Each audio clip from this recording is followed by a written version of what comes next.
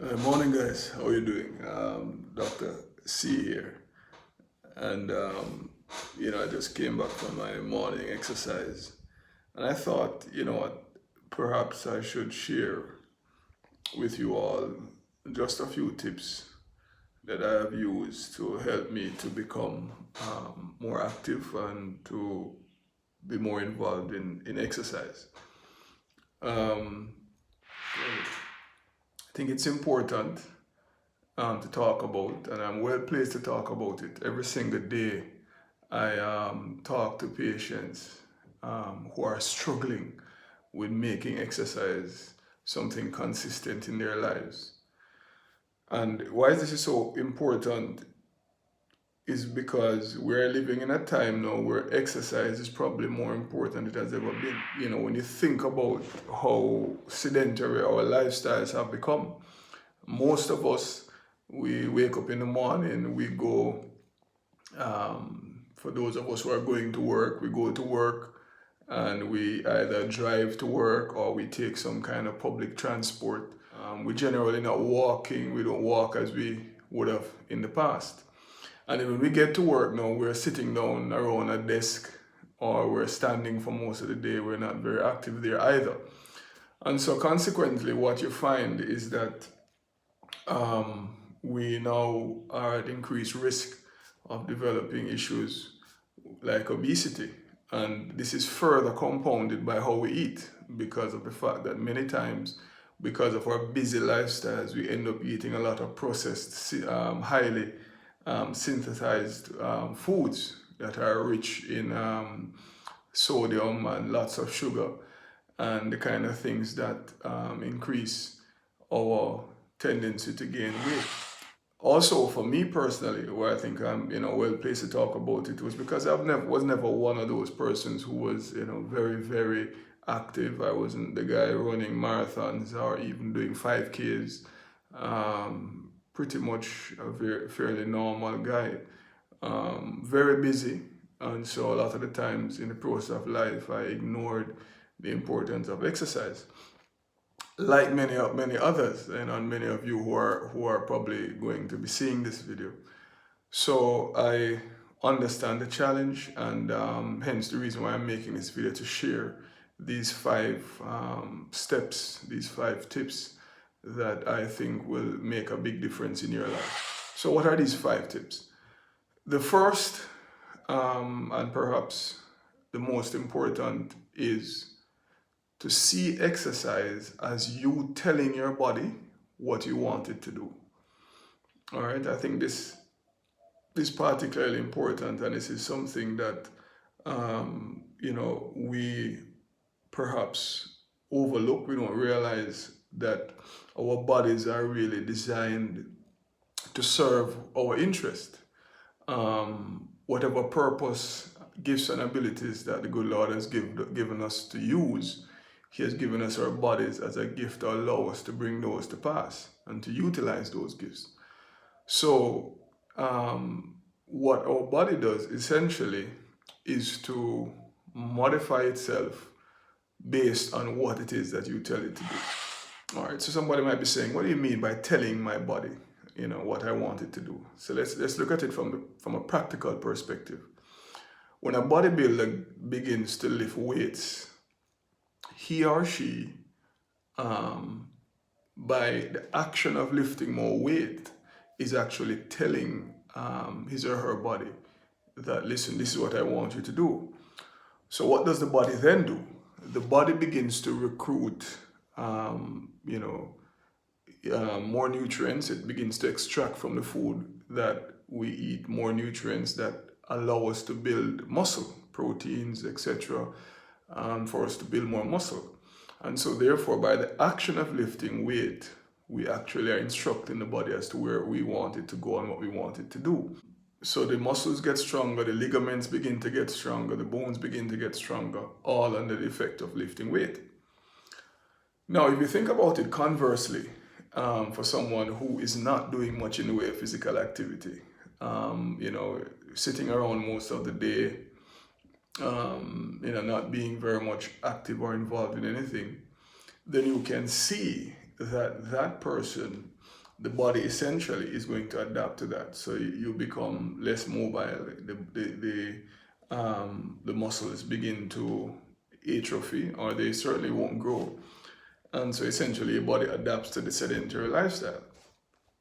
And this is further compounded by what we're doing, because of course, most of us are really in very stressful environments. And so when we are at work, or we're dealing with the stress of work, or even just our day-to-day activities, dealing with family, dealing with bills, all the different demands that are placed on us in this modern society, what you find happens is that it creates a stress response. And the stress response causes the release of hormones such as cortisol, adrenaline, etc. These are what we call counter-regulatory hormones, because of their opposing effect on insulin. And these hormones actually drive up the blood sugar. They increase muscular tone. They allow your body to retain water. And your blood vessels become more constricted, all in the effort to increase your blood pressure and increase your ability to react to whatever threat or stress that you're facing. And at the same time, while they are increasing your blood sugar, if this happens over a long time, then it actually causes your insulin levels to rise in reaction to that. And insulin, of course, is one of the hormones that causes you to retain fat. It moves glucose into the cells and it helps you to convert sugars to fats. Now, these stress hormones, when we were in the wild, and you have to remember that human beings spend the last thousands of years living not in the wild, not civilized environments like we are now, very harsh environments. And so the human body was adapted to that. So in those settings, when there is a threat, when there is stress, you react to threat by doing one of two things. Either you fight or you run, what we call a fight or flight mechanisms.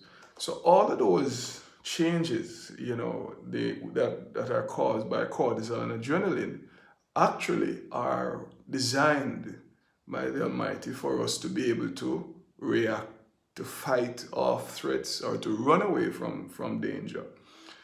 The issue now is that the threats we're facing are not like wild animals and, physical threats for the most part. We're dealing with chronic anxiety and stress from the cares of life that we're dealing with. So consequently, we're not fighting or flighting. We're not fighting, we're not running. And so those mechanisms that were designed to save us actually begin to work against us in the long term. So the tension that comes from the stress causes our muscles to become stiff, rigid, or ligaments. We become less flexible. The effect of retaining water and constriction of our blood vessels causes our blood pressure to go up over time, which leads to heart disease, renal disease, and cerebrovascular disease, strokes, etc.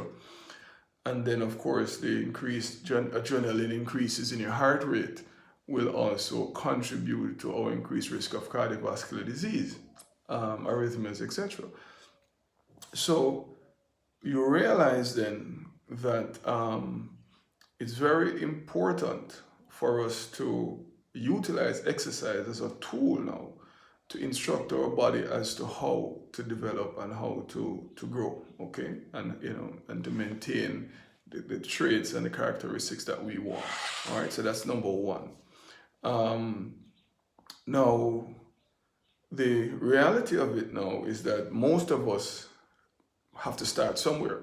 So that brings me to the second point, second step, the second principle that's important is that you start small. Okay, so the second point is that you start small. What do I mean by that? It's very important for us to recognize that this process of instructing the body as to what to do, it takes time for the body to respond. All right, so it takes time for proteins to be put together to form muscle, to strengthen our ligaments. It takes time for all these things to happen. It takes time for our lung capacity to develop, for our heart performance to improve or cardiac performance to improve. These things take time, they don't happen overnight. And so consequently, we have to allow the body time to adapt and to grow and to develop in response to what we're asking it to do, or as we risk injury. Now, why it's important for me to talk about this is because our tendency quite often is to say, okay, I am going to start exercising, I want to change my lifestyle, and we then either start going on YouTube, finding persons who are, fitness gurus to do exercise, or we sign up for the gym and we find a personal trainer who is going to help to whip us into shape, or we go to a boot camp, because we want to, we're gung-ho, we're highly motivated and we want to get into it. But one of the problems that typically occurs, and I observe this all the time, is that the persons who we're seeking guidance from, so these fitness gurus, are persons who generally are in very good physical shape, and they're very usually quite fit, and persons of normal body habitus, at least normal body weight. And so consequently, the intensities of the exercise may oftentimes go beyond the capacity for someone who has been sedentary all their life and who has not been exercising. And so there runs the risk now of doing more harm than good in many of these cases. For example, someone comes in, starts doing a lot of physical activity. Remember now, the body has not been accustomed to this, and your mind is not been accustomed to this kind of activity. And so you end up now risking either physical injury or psychological injury. Physical injury is easy to understand because what is happening there is that the ligaments, the joints, whatever it is that we're using may not be adapted for the wear and tear, and so we can injure those things. The psychological part of it is what we oftentimes overlook, and is as important, because while the physical injury is important, if you get injured, of course, you lose the benefit. You're investing all the energy into recovery rather than improving your strength, etc. But psychological injury comes about whenever your mind now develops a negative disposition towards exercise. So you start out, you're motivated. After a while, you realize you just can't keep up, and you then stop. And then having stopped, you now feel like a failure. You feel you no longer feel motivated. And so it makes it harder to start the next time around. Okay? Psychological injury. So it's important to take, when we're starting any kind of exercise regime, start small. Start small. Small can mean low intensity, or it may mean a shorter space of time. For somebody who has never exercised all their life, then even 5 minutes of exercise may be okay for you, of walking, whatever it is. For somebody who has been immobilized, who has not been able to stand, or has some injury, or has had a stroke, then, starting small may mean just trying to move your hand or your feet, or getting up from a seated position. That may be enough for you. So the key thing, start small. The third point that I want you to get is to be consistent. Be consistent. And I can't overstate this part of it. And the reason why it's so important is because many times when we're enthusiastic, we come and we start doing a lot, but then we can't last. And remember this, long-term benefit requires long-term effort, okay? So long-term benefit requires long-term effort. Now, somebody would say, well, why would we start small? This is why we can start small, because when we start small, it allows us to be able to do it for a longer period, okay, because it's not as taxing. And what then happens, you remember when we started at the first principle, was that we're telling our body what we want it to do. What then happens is that over time, it allows your body enough time to build and to develop what it needs to sustain function at that level.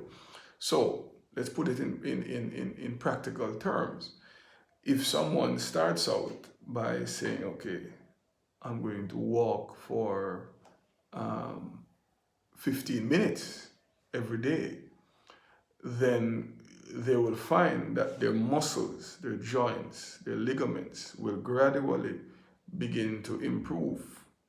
Gradually, their function will get better because the body now begins to redistribute nutrients, build proteins, remodel, remove old proteins, and replace it with new ones, so that you can do what you're asking it to do. And by taking your time, your body is now adapting. So consistency allows your body to know, okay, this is now the set point for me. We're not going back down here. This is where I have to function. I'm going to function at a higher level. And that's very important, consistent. Okay, so the fourth step now is that we must listen to our bodies, okay? So listening to your body simply means that we're now able to say, after a period of consistency, my body is adapting, I'm feeling better, it's not so much of a struggle for me, and then I can move up my intensity or my duration. So essentially what's happening there is that you're saying, you're looking at the fact that now your body is listening to what you want it to do, it's adapting, so you're feeling better. You know, before I was struggling to do 5 minutes on a treadmill. Now I'm doing 5 minutes and I'm okay. Then that is telling you it's time now to move up to another level. And we begin to move up in increments, just enough for us to have to put in some effort, but not enough for us to feel like we don't enjoy what you're doing. If it's not enjoyable, then you're not going to do it for a very long time. Okay? Nobody does something that's not enjoyable for a sustained period of time. At least nobody who is, is in a healthy state of mind does it for a long time. Okay, so that's the reason why quite often many of these boot camps and these high intensity kind of efforts, they may come in with great excitement, but they tend not to last, because after a while you literally feel like you're torturing yourself. Okay, which brings me to now the next principle and the final principle, which has now to do with incorporating exercise into your RMR. Okay, so somebody's saying, Doc, what is RMR? What are you talking about? And RMR is my abbreviation for rest, meditation, and recreation. Now, this is very, very important. I can't, many times I can't overstate it. Many times we ignore the significance of it, of rest, meditation, and recreation. Now, someone will say, Doc, how can exercise be rest? How can exercise be rest? All right, so let me explain. Now, for most of us who are living a very sedentary lifestyle, one of the things you'll realize, you go to work, for example, and if you're working in a space where you're primarily being asked to reason, to think, to analyze, to critique, to write, to make reports, and you're sitting for most of the day doing these things, or you're like myself, sitting listening to patients' issues and trying to solve them, then you may end at the end of the day, you may feel very exhausted, you feel tired, you feel like, oh God, I need to get some rest. And you do need to get some rest. But the truth is, you're not necessarily tired physically, meaning your body isn't tired. It's actually your brain that's tired. Your brain has been going all day, it's been burning through tons of glucose, it's running hot, and your brain is tired. Now, your body has really not been working all day. Your brain has been working, but your body has not been. Yeah, so in actual fact, then your body is actually not very tired. So what exercise actually does, it actually can be a form of rest, because if you're doing it properly and it becomes therapeutic, then your mind, your body now is working while your brain is not. So you actually flip it around from what was happening during the course of the day. Okay, so rest, meditation, and meditation I think is very important, especially at the beginning of the day. There needs to be a time for us to have our minds just to relax, to thaw out, to focus on what's positive, what's productive, and just get away from the clutter of our everyday lives. It's very important.